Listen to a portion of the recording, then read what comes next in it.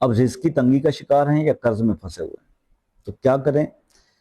40 دن یہ عمل کر لیں، اور بہنیں وقفے کے بعد 20 دن کر کے کر لیں۔ آپ کریں یہ کہ روزانہ 2 نفل صلاۃ التوبہ کے پڑھا کریں اور 2 نفل صلاۃ الحاجت کے پڑھا کریں۔ جو صلاۃ الحاجت کے نفل پڑھیں اس کے اندر پہلی رکعت میں آیت الکرسی پڑھیں، دوسرے میں سورہ اخلاص پڑھیں الحمد شریف کے بعد۔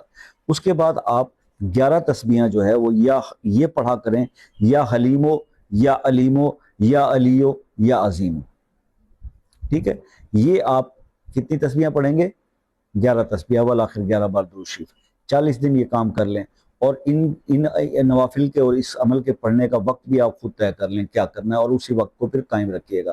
انشاءاللہ آپ دیکھیں گے کہ 40 دن کے اندر ہی رزق کی تنگی بھی دور ہو جائے گی، اور قرض جس میں آپ پھنسے ہوئے ہیں اس کی ادائیگی بھی صورتحال نکل آ جائے گی۔